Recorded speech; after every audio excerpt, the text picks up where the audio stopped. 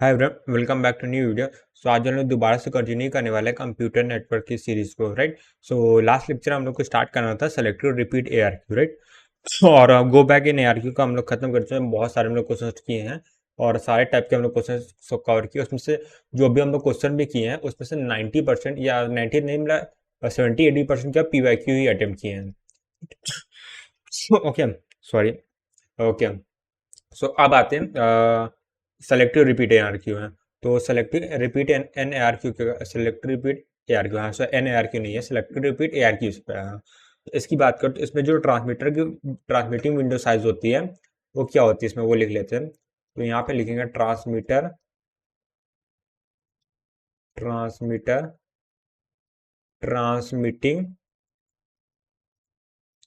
Window size,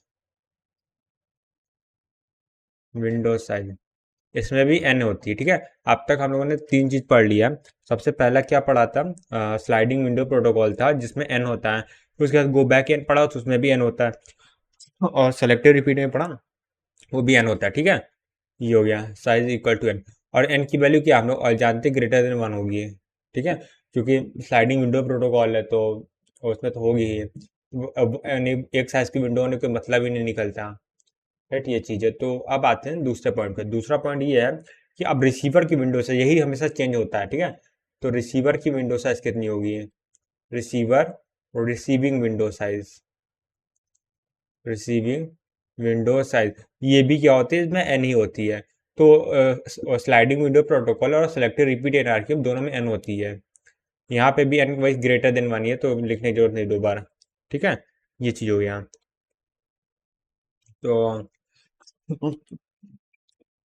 okay, अगर यहाँ पे बात करें ये होगा, तीन चीज होती है ना, transmitter transmitting window size, receiver receiving window size, और टोटल फ्रेम सीक्वेंस है, टोटल नंबर ऑफ सीक्वेंस जिसको बोलते हैं। So total number of sequence, ये क्या होता है, ये ट्रांसमीटर की ट्रांसमिटिंग विंडो साइज को ऐड कर देंगे रिसीवर की रिसीविंग विंडो साइज के साथ तो 2n आ जाएगा, ठीक है। अच्छा, 2n टोटल वो होता है तो सीक्वेंस नंबर कहाँ से कहाँ तक होगा, जीरो से लेके 2n-1 तक होगा, राइट। ये हो गया, ये नंबर हो गया, ठीक है। ये चीज हो गया। और उसको जनरेट कैसे कराना है, 2n से डिवाइड मॉड कर देंगे, ठीक है। तो उसको मैं लिख नहीं रहा, कोई जरूरत नहीं, क्योंकि आधे को बताया ना उसको हम लोग जरूरत नहीं पड़ती, खाली वो समझने के लिए रहता है, ठीक है। अब ऐसे मल्टीपल केसेस बना के डायरेक्टली सॉल्व करके एनालिसिस कर लेते हैं, ठीक है। तो केस वन बनाते हैं जिसमें कहीं भी कोई भी एरर नहीं है। तो एक काम करते व्हाइट लिखता हूँ, यहाँ पे आते केस वन में। केस वन, केस वन की अगर हम बात करेंगे तो हम लोग अज्यूम कर रहे हैं एन की वैल्यू क्या है, 4 है, राइट। अच्छा, एन की वैल्यू 4 है तो सीक्वेंस नंबर कहाँ से कहाँ तक होगा, तो यहाँ पे अगर मैं सीक्वेंस नंबर की बात करूँ वो हो जाएगा 4 है, यानी कि 2n की वैल्यू 8 हो जाएगी। 8 है 0 से लेके 7 तक, राइट, 0 to 7। ये क्लियर है। ठीक है, आप क्या करते हैं, इसको ड्रॉ करते हैं। लेट से ये रिसीवर है,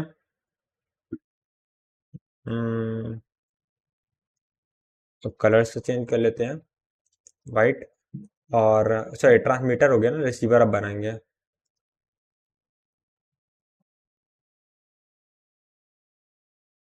एक बार में ये बनता नहीं है, ठीक हो गया। ठीक है, तो अब क्या, एन की वैल्यू 4 है, यानी जो ट्रांसमीटर एक बार में कितनी फ्रेम सेंड करेगा, 4 सेंड करेगा, राइट। ये चीज क्लियर है। तो यहाँ पे काम करते हैं, बॉक्स बना लेते हैं जैसे 4 फ्रेम हो गया, ठीक है। थोड़ा सा दूर करो, ठीक है। और तो यहाँ मैं लिख देता हूँ, ये क्या ट्रांसमीटर है, ये रिसीवर है। अरे खांसी तो, ठीक है। तो यहाँ जो ट्रांसमीटर है उसके पास कौन कौन से फ्रेम है, लेट से F0 फ्रेम है जो सेंड करना है। ये येलो से लिख सकते हो, हटाओ। F1 हो गया, F2 हो गया, F3। तो ये 4 फ्रेम है जिसको ट्रांसमिट करना है, ठीक है। अब उसका मॉड किससे करेंगे, 2n से मॉड करेंगे ना। ये जो मॉड करेंगे वो करेंगे 2 × 8, यानी कि 8 से मल्टीप्लाई से मॉड करेंगे ना। 8 से अगर 0 को मॉड करते हैं, 0 आएगा इधर, 1 आएगा इधर, 2 आएगा इधर, 3 आएगा। ये क्लियर है। अब ये क्या 4 फ्रेम क्या होगी, यहाँ से इधर से सेंड होगी एक फ्रेम, 2 हो गए, तीसरी हो गई, ये चौथी फ्रेम हो गई। ठीक है, अब यहाँ पे आते ही F0 हो जाएगा, F1 हो जाएगा, F2 हो जाएगा, F3 हो गया।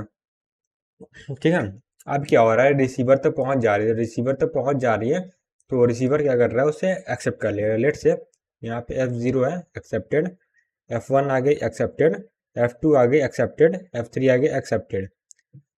और जैसे यहाँ पे F0 पहली फ्रेम आई थी, वो एक्सेप्ट होगी, उसके बाद जैसे एक्सेप्ट होगी उसका एक्नॉलेजमेंट सेंड होगा। लेट से यहाँ पे क्या एक्नॉलेजमेंट सेंड हो रहा है F0 का, उसके बाद F1 का एक्नॉलेजमेंट भी आता रहेगा साथ में। F1 का हो गया, उसके बाद क्या F2 का एक्नॉलेजमेंट भी आएगा, F2 का, उसके बाद लेट से F3 का भी एक्नॉलेजमेंट आ गया। राइट, तो ये 1 2 3 4 और एक्नॉलेजमेंट नंबर के साथ आएगा, तो A0, A1, A2, A3। ठीक है, तो 1 2 3 चारों के एक्नॉलेजमेंट आ गया। ठीक है, 0 से 3 तक। ठीक है, आप क्या करते हैं, अब वापस से क्या बॉक्स बनाते हैं, उसमें अगली 4 फ्रेम को लोड करेंगे ना, क्योंकि अब यहाँ से अगली 4 फ्रेम ट्रांसमिट होगी।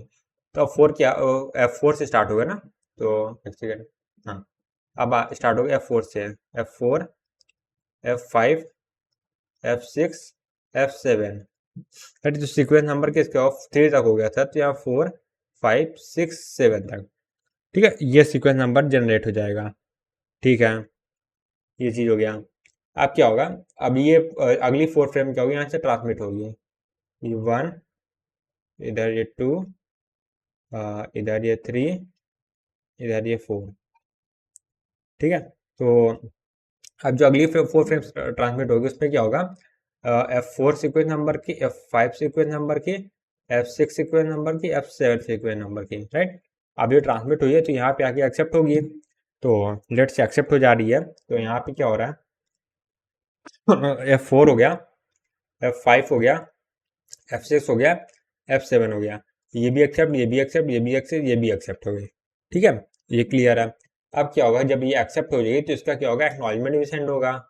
तो लेट से यहाँ पे एक्नॉलेजमेंट F4 का आ गया, फिर ये F5 का आ गया, फिर ये F6 का आ गया, थोड़ा सा लंबा कर ले, और ये हाँ, और ये क्या आ गया, F7 का आ गया। ठीक है, ये एक्नॉलेजमेंट आ गया। तो एक्नॉलेजमेंट कैसे होगा, ये A4 होगा, और ये A5 है, ये A6 है, ये A7 है।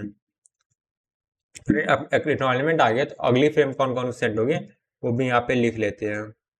ठीक है, तो अगली फ्रेम सेंड होगी, उससे कौन कौन सी होगी, अब जो होगी F7 तक सेंड हो चुकी है frame, F8, F9, F10, F11। Right, तो यहाँ से होगा, और इसका सीक्वेंस नंबर का 0 0 नहीं होगा, 7 है ना, हाँ ठीक है, 8 से मॉड कर रहे हैं तो यहाँ 0 हो जाएगा, फिर 1 हो जाएगा, फिर ये 2 हो जाएगा, फिर 3 हो जाएगा। ठीक है, अब ये तीनों फ्रेम, चारों फ्रेम क्या होगा, सेंड होगी इस तरह। फिर इस तरह कम्युनिकेशन चलता रहेगा। तो केस 1 वाले में समझ गए कि बेसिक कम्युनिकेशन कैसे होता है। ठीक है, अब आते हैं जहाँ पे कुछ एरर के चांसेस, कहाँ पे कहीं पे कोई पैकेट लॉस हो रहा है, कहीं पे एक्नॉलेजमेंट लॉस हो रहा है, वो देखते हैं। ठीक है, वही बाकी के जो केसेस बनाए थे हम लोग वो देखते हैं। तो केस 1 हो गया, अब केस 2 पे आते हैं। तो यहाँ पे आ गए केस 2 पे, या रोमन में लिखते हैं ना। ठीक है, केस सेकेंड। अब केस सेकेंड की अगर हम लोग बात करें, तो यहाँ से मैं क्या करता हूँ, लाइन बना लेता हूँ।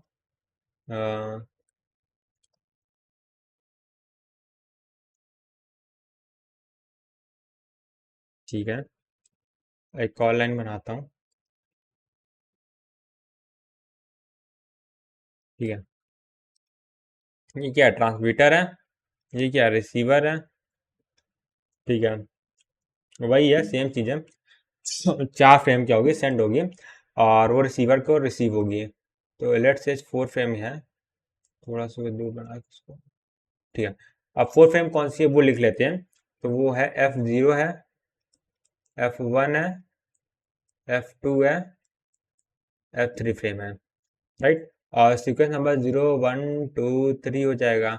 अब वो सेंड हो रही है, एक फ्रेम सेंड हो गई, दूसरी फ्रेम सेंड हो गई, तीसरी फ्रेम सेंड हो गई, चौथी फ्रेम सेंड हो गई। राइट, ये चार चार सेंड हो गए। तो सीक्वेंस नंबर के साथ फ्रेम नंबर लिखते हैं F0, F1, F2, F3। ठीक है, और यहाँ पे आते हुए एक्सेप्ट हो गए। तो ये तो अच्छा नॉर्मल केस है ना, तो इसमें कुछ घपला करना है तो F0 वाला केस को क्या करते हैं, डिलीट कर देते हैं। मतलब F0 में कुछ एरर आ गया, ठीक है। अब F0 में एरर आ गया तो क्या होगा, यहाँ पे और पिछले केस में डिफरेंस था। पिछले केस में क्या हो रहा था, यानी गो बैक इन ARQ में क्या हो रहा था, वहां पे सिर्फ एरर एक ही। ओके ओके ठीक है, अब ठीक है। हाँ, तो अब लास्ट वाले में क्या हो रहा था, यानी गो बैक इन ARQ की हम लोग बात करें तो उसमें क्या हो रहा था, उसमें at a time single frame he buffer में स्टोर करा पा रहे, क्योंकि वहाँ पे रिसीवर का रिसीविंग जो विंडो साइज है तो 1 होता है। बट यहाँ पे क्या, रिसीवर का रिसीविंग विंडो से n है, यहाँ पे n बफर यानी n क्या बोल सकते हैं, फ्रेम को एक साथ स्टोर करा सकते हैं, ठीक है।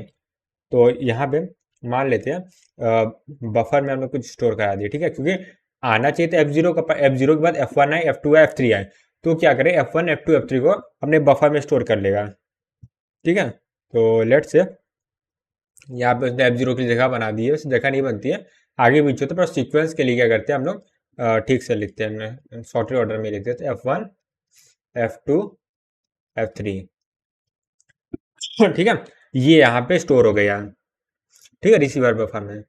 अब क्या होगा, इन सबका एक्नॉलेजमेंट सेंड हो जाएगा, एक्नॉलेजमेंट सेंड होगा, F1 के लिए A1 एक्नॉलेजमेंट हो जाएगा, F2 के लिए क्या होगा, A2 एक्नॉलेजमेंट हो जाएगा, A3 एक्नॉलेजमेंट हो जाएगा, राइट, ये चीज हो गया। तो यहाँ पे A3 एक्नॉलेजमेंट है, A2 एक्नॉलेजमेंट है, A1 एक्नॉलेजमेंट है, ठीक है, एक्नॉलेजमेंट आ गया, ठीक है।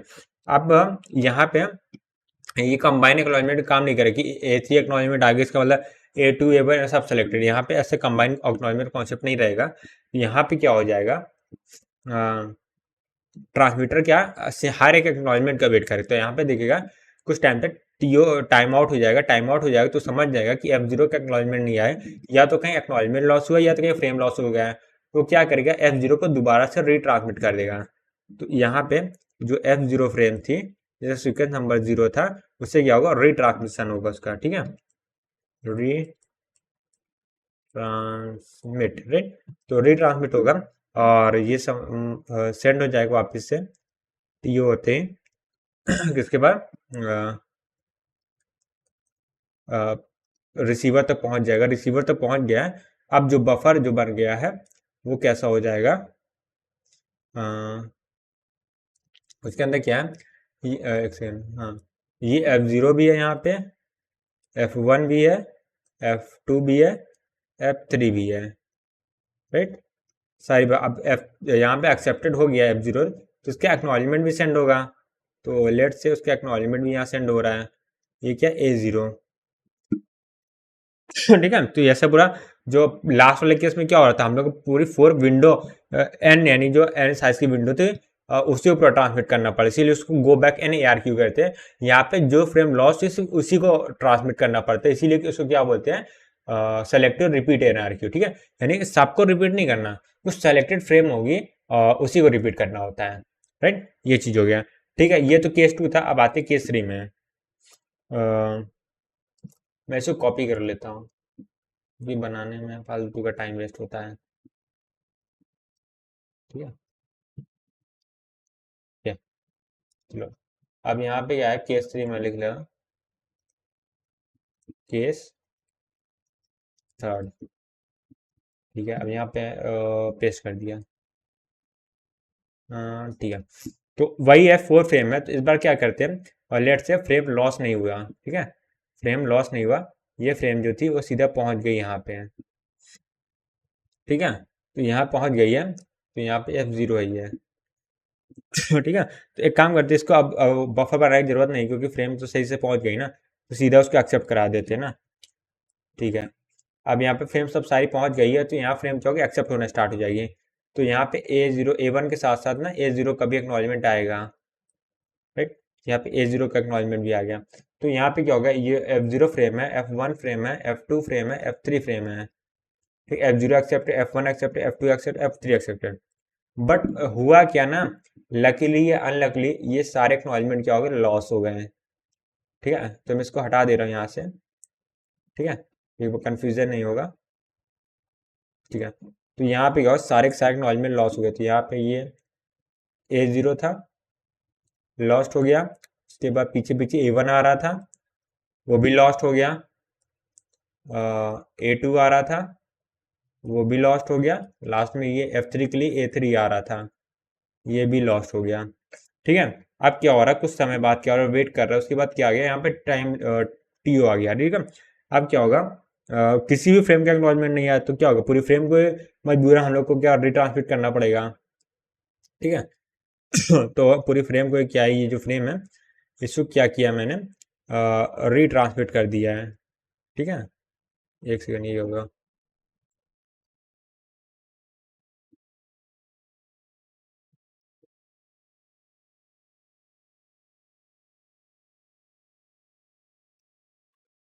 ठीक है ना, हाँ, इसको हटा देते हैं। ठीक है। अब पूरी फ्रेम को रिट्रांसमिट करना पड़ेगा, तो यहाँ पे लेट्स से जैसे टी होगा वैसे ही क्या होगा, तो यहाँ पे पूरी फ्रेम दोबारा बना लेते हैं। तो जो ये पूरा विंडो है, सॉरी, ब्लू ब्लू बोले, येलो से लिखना है। F0, F1 है, F2 है, F3 है, जिसका सीक्वेंस नंबर 0 1 2 3 है। ठीक है। ये क्या होगा, यहाँ पर रिट्रांसमिट होगा, रिट्रांसमिट होगा। ठीक है। ये चीज़ हो गया। अब रिट्रांसमिट होगा तो रिट्रांसमिट कर देते हैं। ठीक है। तो यहाँ से 1, इधर से 2, इधर से 3, इधर से 4, 1 2 3 4। ठीक है। तो यहाँ से A0 है, यहाँ पे अच्छा एक्नॉलेजमेंट सॉरी फ्रेम है ना, यहाँ से F0 है, यहाँ से F1 है, इधर से F2 है, इधर से F3 है, और यहाँ पे क्या हो रहा है, वापिस से F0, F1, F2, F3 पहुँच रहा है, राइट। ये F2 है। अब रिसीवर के से देखते हो गया, तो रिसीवर ने क्या किया, F0, F1, F2, F3 को रिसीव कर लिया, और दोनों को पता है, दोनों सेलेक्टिव रिपीटेड आरक्यू कर रहे हैं।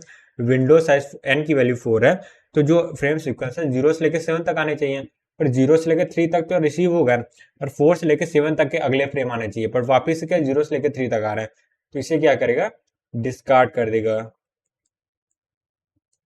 ठीक है। डिस्कार्ड करने के बाद क्या होगा, बट उसका एक्नॉलेजमेंट भेजेगा वो, यहाँ से मेरे को रिसीव हो गए हैं। ठीक है। यहाँ पे A0 भेजा, यहाँ पे A1 भेजा, यहाँ पे A2 भेज दिया, यहाँ पे A3 भेज दिया। ठीक है। ये चीज़ हो गया। अब उसके बाद ऐसी होगा तो अगली फ्रेम से सेट ऑफ फ्रेम्स ट्रांसमिट हो जाएगी। ठीक है। जिस चीज़ हम, तो ये था केस 3, राइट।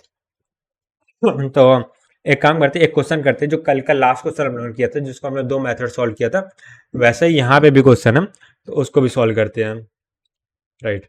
सो उसको सॉल्व करते हैं, फिर आगे बढ़ते हैं, कुछ 2 3 क्वेश्चन है उसको सॉल्व करते हैं। बाकी इसमें तो मेरे को लग रहा है कुछ 1 2 केसेस की अभी ज़रूरत नहीं पड़ेगी, क्योंकि मेजॉरिटी से सारे केसेस हैं कवर ही हो चुके हैं। मेन 3 केसेस होते हैं। ठीक है। अब आते हैं क्वेश्चन के ऊपर।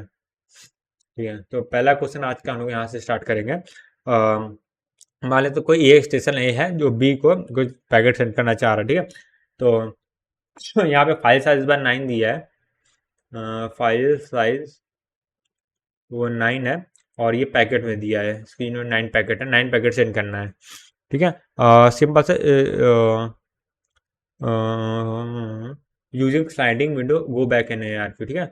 यहाँ पे भी go back N A R Q use हो रहा है, go back N A R Q use हो रहा है, जिसमें पे विंडो साइज डायरेक्टली मैं लिख देता हूँ, एन की वैल्यू 3 है। ठीक है। सो यहाँ पे एन की वैल्यू क्या है, 3 हो गई है।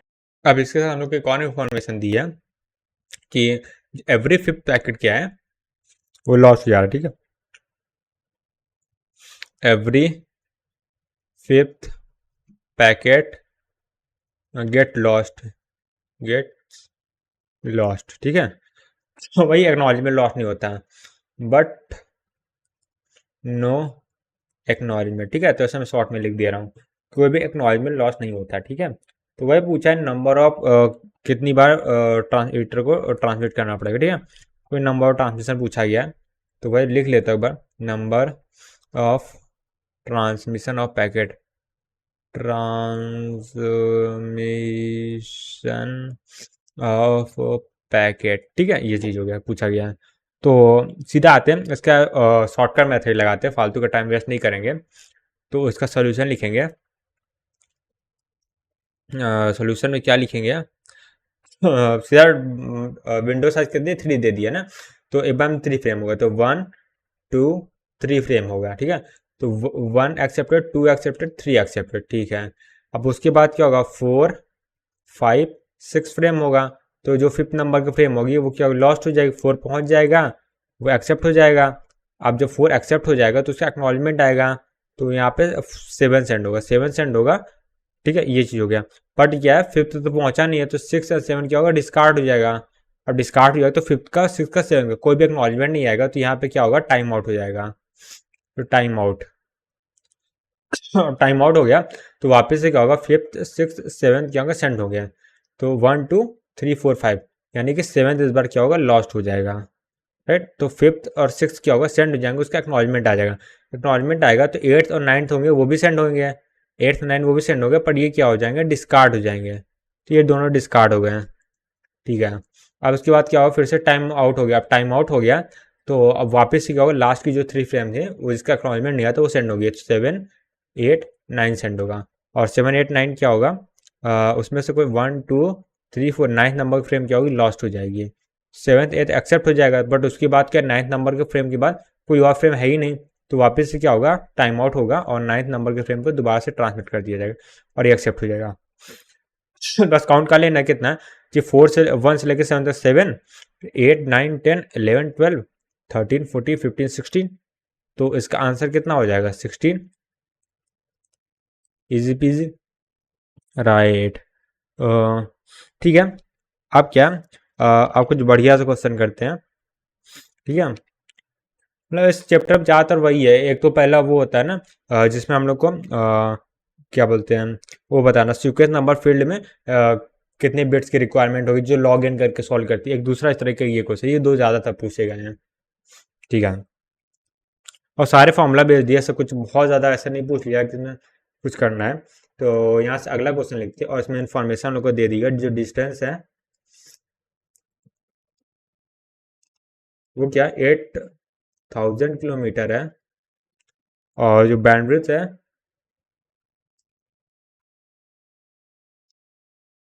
वो क्या 500 इंटू 10⁶ BPS है, ये दे दिया गया है। और इन्फॉर्मेशन दी गई है, ठीक है। प्रोपेगेशन स्पीड दे दी गई है,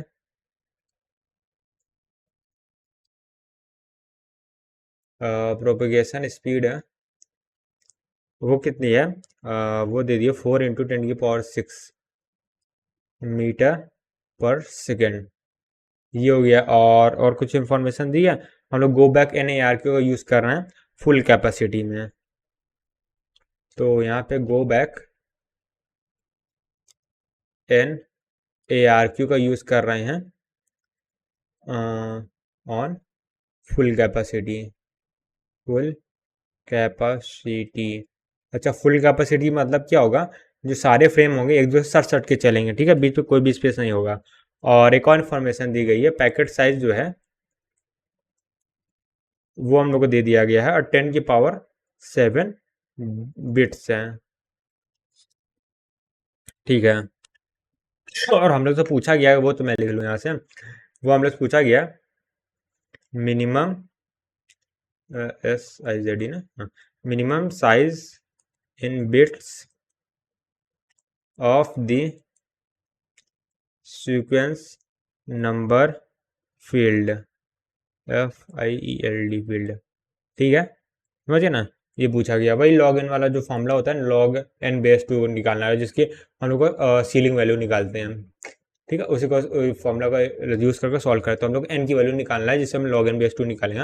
और n कैसे निकलेगा? उस ऑप्टिमल विंडो साइज वाला फॉर्मूला होता है, जिसमें क्या करते हैं हम लोग, जो साइकिल टाइम होता है उसे TX से डिवाइड कर देते हैं, उससे ऑप्टिमल विंडो साइज निकल आता है।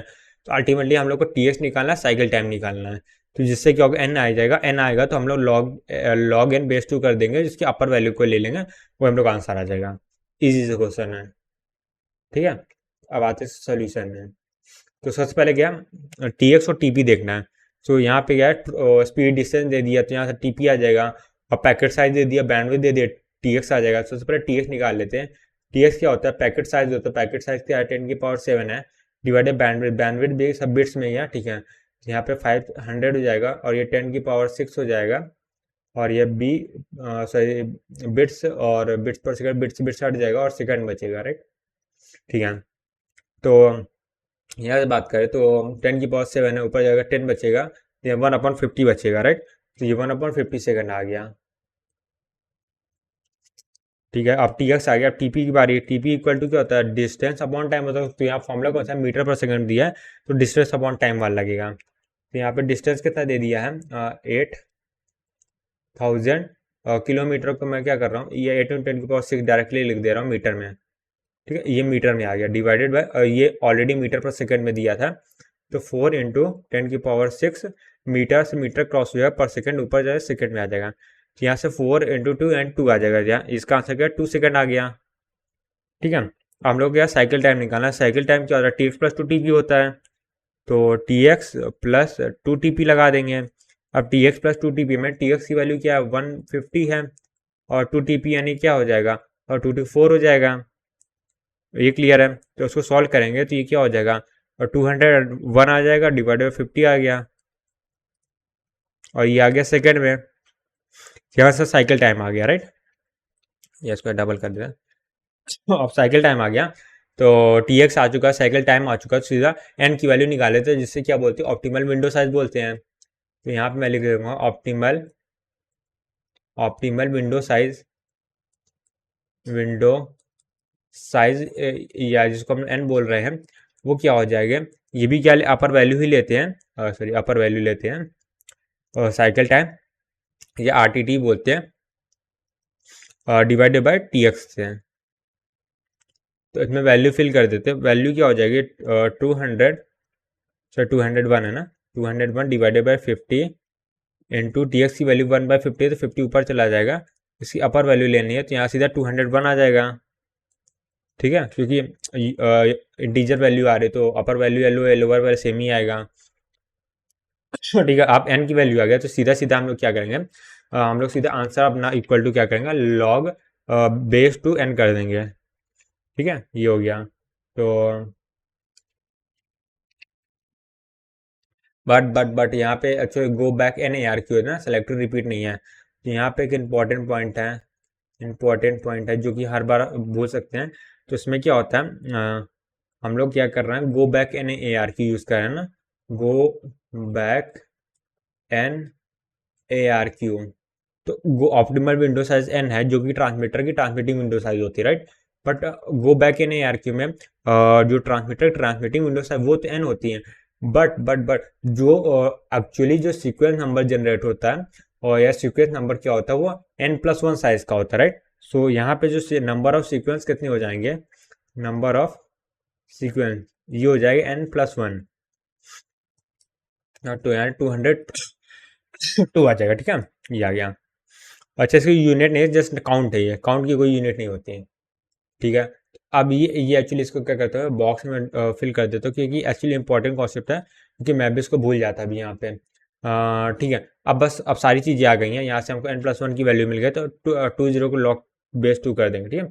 तो वही यहाँ पे मैं सीधा आंसर इक्वल टू लिख रहा हूँ, वो हो जाएगा लॉग ऑफ बेस 2, ये क्या है, go back N A R Q के लिए नंबर ऑफ सीक्वेंस, और ये अपर वैल्यू, तो यहाँ से आ जाएगा लॉग बेस 2 ठीक है, ये अपर वैल्यू। तो इसको सॉल्व करेंगे तो 2⁻7 तो नहीं होगा, 128 होता है, 2⁸ क्या होगा, 256 होता है ना, हाँ, तो 256 वाले लेंगे, तो यानी ये आ जाएगा 2⁸ के टर्म में लिखेंगे तो 8 आ जाएगा इसका आंसर, राइट। 8 क्या है, हम लोग का आंसर है, और ये 8 क्या है, बिट्स है, ठीक है, क्योंकि इसके जो आंसर आता है वो बिट्स में आता है, ये हम लोग का आंसर आ गया, ठीक है। जैसा कहने मतलब है मिनिमम साइज क्या होगा, 8 होना चाहिए, 8 नंबर, 8 मिनिमम 8 डिजिट हम लोग फिल करेंगे, तब जाके हम लोग सारे सीक्वेंस नंबर को फिल कर सकते हैं, राइट, ये चीज़ हो गया। तो यहाँ पे ये क्वेश्चन एंड होता है। अब हम लोग बढ़ेंगे अपने अगले क्वेश्चन की तरफ। अब आते हैं अगले क्वेश्चन की तरफ। सो इस क्वेश्चन में क्या है, हम लोग क्या इंफॉर्मेशन दी है, ठीक है। तो यहाँ पे बैंडविड्थ दे दिया है, बैंडविड्थ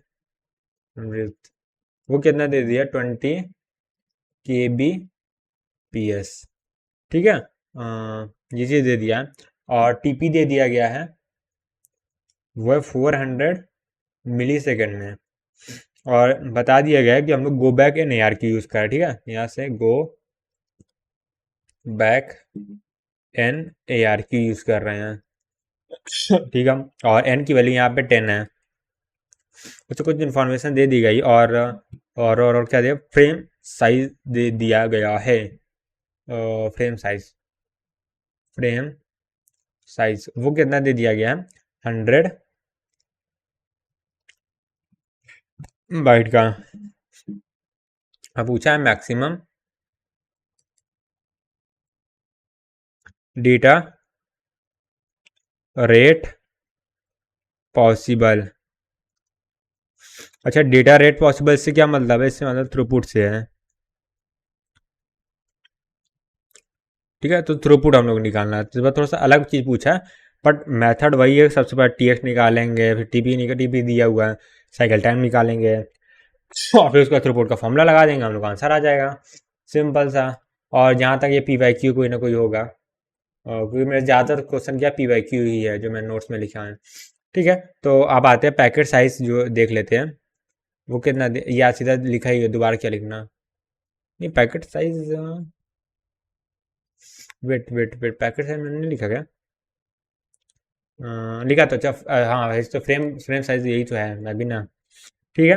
तो यहाँ सीधा सीधा टी एक्स वैल्यू निकालते हैं। टी एक्स इक्वल टू क्या हो गया, फ्रेम साइज होता है, या बाइट में दिया तो हमें बिट पे कन्वर्ट करना होगा, तो यानी 100 × 8 कर देंगे, और ये क्या बिट में आ जाएगा, डिवाइडेड बाय फ्रेम साइज और बैंडविड्थ होता है ना, तो ये बिट में ऊपर कन्वर्ट कर दिया, केबी को 1000 लिख देंगे बिट पर सेकंड, तो ये सेकंड में आ जाएगा, या 1000 को यहाँ से हटा देंगे तो ये मिली सेकंड में आ जाएगा, राइट।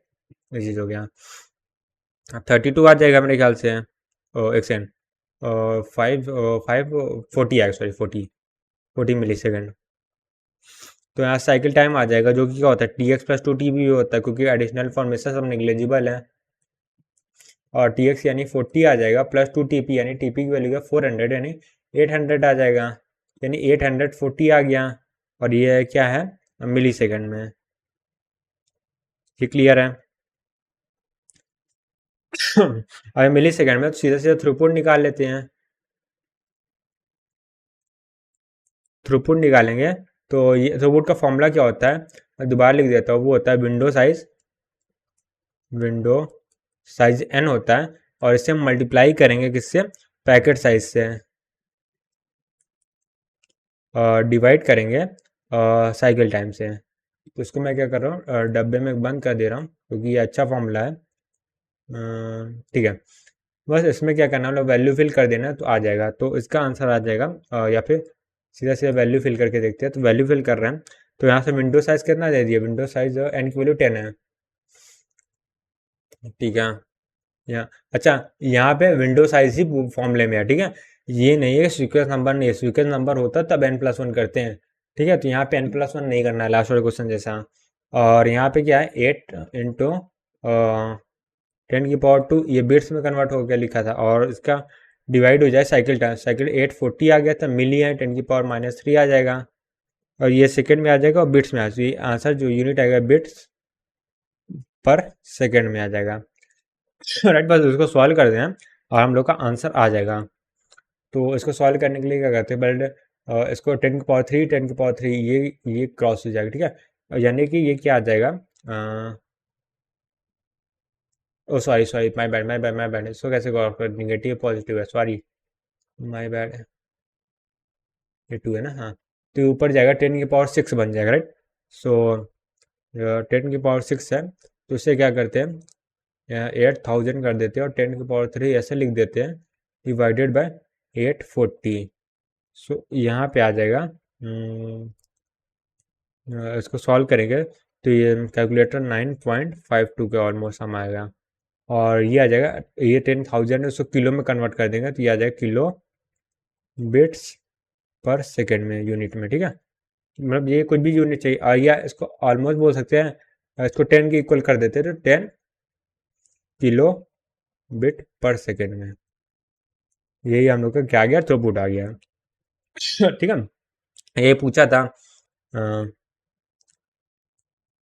ठीक है, अगर एफिशिएंसी पूछा होता तो कुछ नहीं करना था, यहाँ जो पैकेट साइज है उसका टीएक्स से मल्टीप्लाई कर देता तो एफिशिएंसी आ जाता। राइट, सो अगला क्वेश्चन जो है हम लोग का इसी के बेसिस पे है कि हम लोग एफिशिएंसीज पर पूछा गया है। ठीक है, तो कुछ डेटा फिर से दे दिया गया है। ठीक है, इस बार थोड़ा सा अच्छा क्वेश्चन है, ये भी कोई ना कोई पी वाई की क्वेश्चन ही है, किसी न किसी ईयर में आया है। ठीक है, तो उसे इसमें क्या है, इस क्वेश्चन में थोड़ा सा इन्फॉर्मेशन जो हम लोग को दे दिया गया है, यहाँ पे हम लोग पहले लिख लेते हैं क्वेश्चन क्या है। क्वेश्चन है, ठीक है, तो यहाँ पे एक कुछ ड्राइंग है जो मैं बना दे रहा हूँ। ठीक है, यहाँ पे एक लेट्स से एक सेंडर है, एस है, और यहाँ पे ये अर्थ का अर्थ में है, और यहाँ स्पेस पे कुछ सैटेलाइट घूम रहा है। ठीक है, सैटेलाइट, ठीक है, कुछ भी स्पेलिंग हो। और यहाँ पे क्या है, सेंडर, तो यहाँ पे रिसीवर भी अर्थ में ही है। ठीक है, ये डिस्टेंस क्या है, ये डिस्टेंस जो है बराबर है। ठीक है, और ये है 36,504 दे दिया है। ठीक है, और कहीं में कोई भी डिले नहीं हो रहा। ठीक है, जो एडिशनल डिले वो सब निग्लिजिबल है। ठीक है, ये चीज़ हम लोग को बोला गया है। ठीक है, तो ये इस चैनल में बैंडविड्थ कितनी दे दी गई है, 1 Mbps की है। डिस्टेंस जो है वो है 36,504, ये है किलोमीटर में, और ये 1 वे की डिस्टेंस है। ठीक है, 1 वे, जो कम्युनिकेशन हो रहा है, सेंडर डायरेक्टली रिसीवर तक नहीं पहुंचा रहा, सैटेलाइट के थ्रू पहुंचा रहा है। ठीक है, तो ये यानी टोटल अगर मैं बात करूँ सेंडर से रिसीवर तक पैकेट को कितना डिस्टेंस ट्रेवल करना पड़ेगा, यानी 36,504 का डबल। ठीक है, अब यहाँ पे पैकेट साइज जो हम लोग को पूछा गया है इस बार, और यहाँ पे लिखा 25% यूटिलाइजेशन। ठीक है, चैनल ऑफ चैनल, और गो बैक 127 एनआरक्यू का यूज़ करें। ठीक है, यहाँ हम लोग यूज़ कर रहे हैं गो बैक 127 ARQ का यूज़ कर रहे हैं। बस, ठीक है, ये चीज़ है। तो 127 क्या, हम लोग को एन की वैल्यू दे दिया, तो उसका सोल्यूशन पे आते हैं। अच्छा, इन्फॉर्मेशन कुछ आइडिया लग रहा है कि कौन फॉर्मूला लिखा है, तो ये बेसिक इन्फॉर्मेशन तो हर बार दी रहती है। ठीक है, तो हम लोग का नया क्या दिया है, यूटिलाइजेशन दिया, तो ये यूटिलाइजेशन से हम लोग क्या निकालेंगे, वो कुछ मतलब यूटिलाइजेशन का इसी के मेथड से ही हम लोग पैकेट साइज निकालेंगे। तो 25% यूटिलाइजेशन मतलब क्या, 25% इफिशियंसी है चैनल की। राइट, इफिशियंसी का फॉर्मूला क्या होता है वो मैं लिख लेता हूँ। तो जो अभी मैंने जस्ट बताया था, एफिशिएंसी है ईटा इक्वल टू, ये होता है एन मल्टीप्लाई, पे जो क्या था थ्रूपुट था, तो यहाँ पे पैकेट साइज था, बट यहाँ पे क्या T x upon completion time, cycle time हो जाएगा। यही हम लोग क्या एफिशिएंसी का फॉर्मूला होता है। ठीक है, बस अब इसमें क्या है, वैल्यू फिट करते हैं, एफिशिएंसी का 25%, तो इसको अगर फ्रैक्शन में कन्वर्ट करेंगे तो 1/4 आएगा, इक्वल टू एन की वैल्यू क्या 127 है, टी एक्स की वैल्यू क्या है पता नहीं। हम्म, और साइकिल टाइम की टी एक्स प्लस 2 TP होता है। अब इसको सॉल्व करेंगे तो यहाँ से आ जाएगा 127 इंटू 4 एक साइड में रखेंगे, इक्वल टू करेंगे टी एक्स प्लस 2, यहाँ पे टी पी होगा 2 TP divided by T x, नीचे आ जाएगा टी एक्स यहाँ पे आ गया। राइट, ये चीज़ हो गया। हम्म अ, अ, अ, ठीक है, तो एक काम करते हैं टी एक्स से डिवाइड कर देते हैं। तो यहाँ क्या आएगा, तो टी एक्स से डिवाइड करेंगे तो यहाँ 1 हो जाएगा, 1 को भी इधर भेज देते हैं, तो यहाँ से 2 TP बाई टी एक्स वो आ जाएगा। इससे 508 बनेगा ना, तो 4 से मल्टीप्लाई करेंगे तो 507 बचेगा, 507। ठीक है, या फिर से टी एक्स की वैल्यू निकाल लेते डायरेक्टली, 2 इंटू DP बाई 507। ठीक है, यहाँ से अभी टेम्परेरी टी एक्स की वैल्यू आ गई। ठीक है, अब हम लोग को निकालना क्या था, पैकेट साइज निकालना था। जो टी एक्स में क्या पैकेट साइज और बैंडविड्थ और सबको फॉर्मूला लिख देते। ठीक है, तो नेक्स्ट पेज पे लिखते हैं, यहाँ जगह नहीं है। तो टी एक्स की वैल्यू क्या हो जाएगी, वो होती है पैकेट साइज, पैकेट जो साइज जो हमें निकालना है इक्वल डिवाइडेड बाई बैंडविड्थ, तो बैंडविड्थ को उधर भेज दे रहा है। तो 2 इंटू TP है ना, TP की वैल्यू कहते हैं डिस्टेंस अपॉन टाइम होती है, तो डिस्टेंस अपॉन टाइम यहाँ पे आ जाएगा। राइट, अब 2 क्या डिवाइड हो जाए किससे, 507 से डिवाइड हो रहा था, वो तो होगा ही। अब यहाँ पे क्या होगा, डिवाइड से जब मल्टीप्लाई चला जाएगा, क्या चला जाएगा, क्या बोलेंगे उससे, packet size upon bandwidth, bandwidth यहाँ आ जाएगा, बैंडविड्थ। ठीक, अब बस हम लोग को वैल्यू रखनी है। सो यहाँ पे 2 है और डिस्टेंस कितनी थी, वो हो जाएगा, डिस्टेंस भी क्या होगा 2 इंटू क्या 36,504 था, और किलोमीटर में था तो 10⁻³ करके मीटर में कन्वर्ट कर देना है। ठीक है, बैंडविड्थ कितना दिया 1 Mbps था, और मेगा की 10⁻6 होती वैल्यू, और डिवाइड कर देंगे 507 से, मल्टीप्लाई करेंगे, और टाइम कितना था, एक सेकेंड, टाइम नहीं दिया था क्या, distance upon time, time time time time time time time, कुछ मैं मिस कर रहा हूँ क्या, डिस्टेंस अपॉन, अच्छा सॉरी डिस्टेंस अपॉन टाइम नहीं होता, स्पीड, टाइम तो हम निकालते हैं ना, my bad my bad, speed, और स्पीड यहाँ पे नहीं दिया गया मैंने।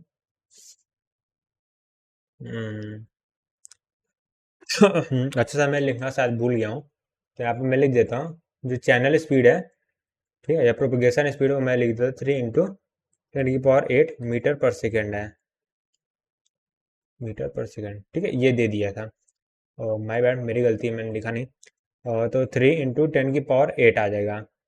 बस इसको सॉल्व करेंगे, तो इसको सॉल्व करने के बाद सीधा सीधा आ रहा है 960 में, डायरेक्टली सॉल्व करके आंसर लिख दे रहा हूँ। ठीक है, ये बिट्स आ रहा है, इसको और बिट्स से उसको बाइट में कन्वर्ट करेंगे, तो 8 से डिवाइड कर देंगे, ये 120 बाइट आ जाएगा। ये एक फ्रेम का साइज है, और यही हम लोग को निकालना था। ठीक है, ये चीज़ हो गया। ठीक है, तो यहाँ से क्या होता है, मेनली सेलेक्टिव रिपीट एनआरक्यू का मेन टॉपिक खत्म होता है। अभी बहुत सारे क्वेश्चंस करने हम लोग को बाकी हैं, और कुछ कंक्लूजन निकालने भी बाकी हैं। तो एक काम करेंगे, इस काम को हम लोग क्या करेंगे, नेक्स्ट वीडियो में करेंगे। तो आज की वीडियो को यहीं पे रखते हैं, बस मैं मिलता हूँ नेक्स्ट वीडियो में, तब तक के लिए bye bye, take care, have a nice day.